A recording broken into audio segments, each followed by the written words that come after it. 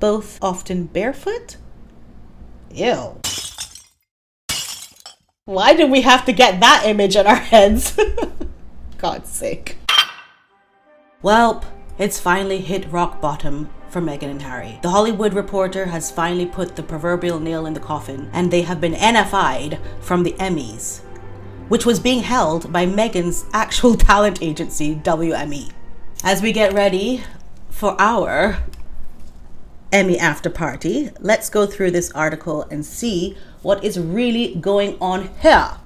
Shall we? Hello everyone and welcome back to my channel, Leilani of the Emmy Awards. The Emmy Awards took place this last week and there has been a lot of nobody wants Meghan and Harry around going on. There's now genuine dislike towards Harry and Meghan, says this article. It's Schadenfreude with extra venom. Has Hollywood turned on the Sussexes? Industry bigwigs reveal the inside story to Alison Boshoff. Let's go. The beautiful and the powerful of Hollywood circulated over ginger margaritas and spicy tuna bites on the rooftop of the Waldorf Astoria after the Emmy Awards on Sunday night. Guests included A-listers such as Kevin Costner, Brie Larson, and Javier Bardem, influential bosses like David Zaslav of Warner's, and rising stars including the actress Eve Hewson, Bono's daughter. The party was thrown by WME. That's right. They have turned their backs on Meghan. The Hollywood talent agency, whose biggest boss, Ari Emanuel, is the patron of all who gathered there. He outclouted everyone present, and considering that last year he was paid $65 million, he out-earns most of them too. Missing though was one of Emanuel's most famous clients, Meghan, the Duchess of Sussex. She signed with him in April 2023, but just 3 days after the brutal takedown in the usually placid industry Bible, The Hollywood Reporter, which labeled her as Duchess Difficult, neither she nor husband Prince Harry were showing their faces. They weren't nominated for any Emmys either, obviously. Well, I mean, not that obviously, because they did do some Netflix work. Meghan has not made a TV show since Netflix's Incendiary Harry and Meghan documentary in 2022. Harry was a featured talking head in a documentary about his Invictus Games, which went out in 2023 to some of the lowest ratings of the year on Netflix. The article goes on to say, whether they didn't get an invite or declined to go, their attendance at the event would have made the couple appear at least sanguine in a wake of sanguine article which talked about her working practices, saying she was just terrible, a dictator in high heels, and made grown men cry. I just wanted to insert here that this is such retribution and poetic justice for Thomas Markle Sr. because he did receive an Emmy Award in 1982. His skill in lighting design was highly acclaimed, earning him a Daytime Emmy Award in 1982 for his work on the soap opera General Hospital. And you'll also remember that he was the one who gave Meghan Markle a role in that show. And she did a wonderful job. Let's have a look. Excuse me, do you know if Chloe Morgan has a visitor with her? In just 1 second. I have his chart right here, Dr. Lambert. I don't see the notation anywhere. Checks. Never mind. A girl cannot act. A girl seemed to have some nepotism going on there. I mean, no one would have hired her. However, for whatever reason, the pair stayed home. It matters if you work in TV and don't get to the Emmys. People notice and judge which rung of the ladder you are on accordingly. One senior figure who has watched Harry and Meghan's progress in Hollywood with interest said this week that they seem to be reaping the kind of Schadenfreude with extra venom at which the entertainment business excels. I want you to also remember something else. Ellen, their good friend, there was a lot of bad press about Ellen treating her staff miserably. Some of them were compared to being slaves, and that backstage of her shows was just an absolute toxic environment for a very long time, until some articles finally came out about it. So this was really a ticking time bomb for Meghan. All the bullying allegations that were sat on by the royal family because they don't do business that way, all of it just was about to get exploded by one article. One article can ruin your life. And as you know, Ellen's career is gone. But before that, I had told you that I had seen reports from persons who were on YouTubers who had actually worked for Ellen or worked with Ellen at some point and had made videos about her way before mainstream media actually uncovered Ellen's behavior. So yeah, it was just a matter of time. He adds, it was only a matter of time. Oh my gosh, I'm just reading this article, right? So he adds, it was only a matter of time before the industry press started taking shots. I'm telling you, this is the first time reading this article with you. It's hard to find anyone with a good word to say for their film and television credibility. Yeah, that's another thing. Why did Netflix go so heavy-handed with them to give them $100 million? I mean, look, there have been people crying, Monique, people who have been given specials on Netflix crying about the amount of money. Hey, my loves, I am asking that you stand with me and boycott Netflix for gender bias and color bias. I was offered a $500,000 deal last week to do a comedy special.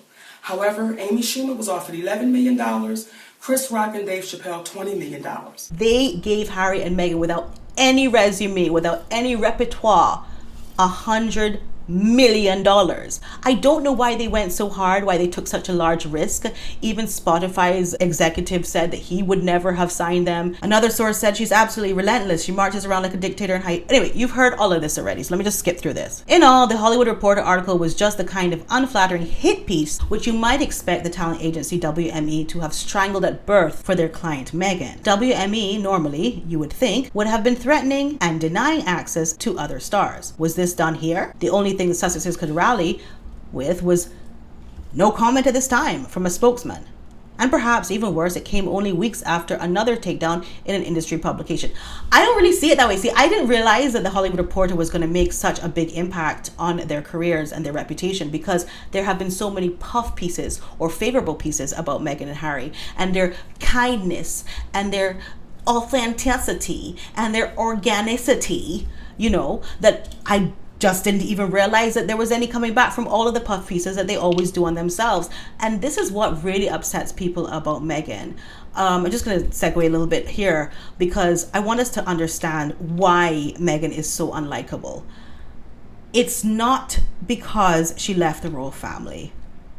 She could have stayed in the royal family, of course. She chose that life. She really wanted to be a Disney princess. Unlike a lot of British women who would have been good suitors for Harry, they might have been a little bit more ambivalent about becoming a princess because they know the kind of hard work that entails. They've grown up with this culture of the royal family and they understand that it's a lot of work. Whereas Meghan came from America and her idea of the royal family was really Disney princesses. She was really wanting to become a princess or a duchess or whatever she could get, and in fact could not even appreciate it. She couldn't hack it. But not only could she not hack it, she decided to lie, and her behavior was so atrocious.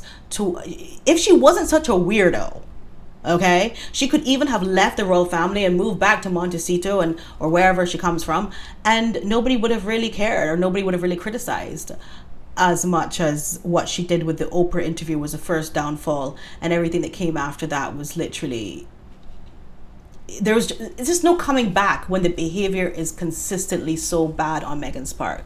And all of these tours that she's going on trying to be better than the royal family and preaching kindness and preaching non-bullying, and in fact that is exactly the opposite of what she is. She's a bully and she's not kind, and she's not authentic either.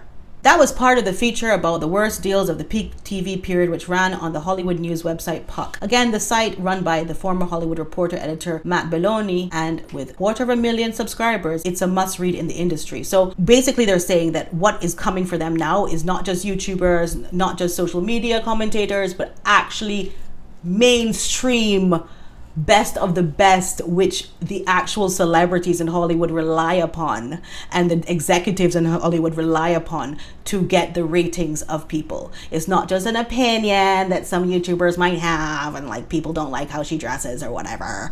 No, this is now going to hit them in their reputation, in their pockets. Harry and Meghan's reported $100 million Netflix deal, which runs out next September, was mentioned in the same breath as Fleabag creator Phoebe Waller-Bridge, who signed a mega deal with Amazon in 2019 that has yet to yield a single minute of television drama. A senior producer says, "I don't think mainstream Hollywood ever took them seriously." Oh really? So why'd you give them $100 million? From day one, Archwell felt to most industry onlookers more like a brand building exercise than a genuine project operation. Yeah, they're gonna say that now. Oh, this was just like a kind of experiment we were doing with these royal family. No, it wasn't. You put everything on them. You put everything in the bank on them. I don't even know how Netflix has still survived after taking such a loss of $100 million.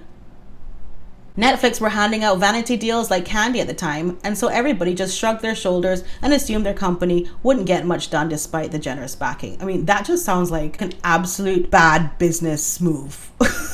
Like, I didn't think these big companies had time for such big mistakes. Why are we waiting until September next year? The writing's on the wall. There's now a genuine dislike and distrust towards them by some, all of which might make their handlers feel a little nervous about the fate of that cookery show, which will embrace Meghan's love of gardening, entertaining, and friendship alongside recipes. It is yet untitled. Yeah, it's untitled because they can't get the trademark. It's been denied. But then, on top of that, even the insignia, the motif, ARO, is apparently too similar to this one on Buckingham Palace gates. So they can't use that either. So how are they going to run the show, which was promoting all of her products, when they can't actually use the products, their names, or even their likeness of their names? All of that has happened so far is that lawyers acting for the Duchess have sought to trademark the name and logo for dozens of uses and not been approved on various grounds. I just said that. Not perhaps the most promising start. Or end. This is the end of the end. This is the end of them. And Netflix boss Ted Sarandos in London this week for the Royal Television Society conference is a voice on her side. He said of Meghan, "I've been out with a lot of famous people before. Good for you. The way that people react to Meghan is otherworldly." Yeah, isn't it? It's completely toxic. How has this woman married a prince and failed so hard? That is why it is otherworldly. No, I'm sure in Hollywood, from all the things he's seen, Ted Sarandos, from all the people he couldn't help make it, even though they were very talented, it's such a high bar in Hollywood. How did this woman have such a crutch as a prince and fail so hard? It's probably nothing he's ever seen before. Most people just come in with their raw talent and try to make it. What are we to expect from Meghan's cookery offering? Unusually, however, none of this information has been logged with the production website IMDb, which is what you would expect to happen as a standard. This is a very Meghan way of working. She likes to keep everything she can keep secret until the last possible moment. Because she can't solidify anything. She can't close. She's not a closer. She's too tricky. And she tricks and she tricks and she tricks until it comes down to the contract. And then you see, as with archetypes, as with now ARO, things don't get signed. Things don't get filed. Because at the end of the day, they're smarter than her. She thinks she's clever, but they're more clever and more experienced. And they just won't sign off on it. Hope you liked wasting your time, Meghan. Along with the desire for secrecy about projects, there is a passionate engagement with the manner and timing of any announcements. There are no offices. The couple take meetings at home, both often barefoot. Ew. Why did we have to get that image in our heads? God's sake. I hear Meghan is taking advice from model Chrissy Teigen, who's made cookery shows and released cookbooks herself in the past. I did mention Ellen being cancelled. Chrissy Teigen was also cancelled for doing extremely gross things and bullying minors on Twitter. So I guess a good person for Meghan to work with. She and Meghan seem to have become close. She was given some of the early batch of ARO jam that went to famous friends. This sounds so cringe. Others on Meghan's side include Kardashian matriarch Kris Jenner and comedian and TV show host Ellen DeGeneres, probably one of her closest remaining friends in Hollywood. Isn't that great? This is terrible. This is anybody in Hollywood who's reading this article and seeing what's going on with WME is not going to touch Meghan and Harry with a 10-foot pole, which I still don't understand why Meghan wants so hard to be a celebrity. I just don't understand. She never what is that obsession? I mean, choose one obsession. Are you obsessed with being a princess from Disney, or are you obsessed with being a Hollywood celebrity? Because the two are not working out. Neither is working out, but choose one at least. It's very confusing. I'm confused. Why are we doing this? Well, I guess they just have to document how seriously bad it is for Harry and Meghan. I guess they just have to really hammer home how done they are. Anyways, I just wanted to cover that article with you because I am rushing off to my after party for the Emmys, which I have been invited to. So I shall see you soon. Love you. Bye. Oh, don't forget to subscribe, press the bell notifications, and like this video if you did like it, because it helps the algorithm.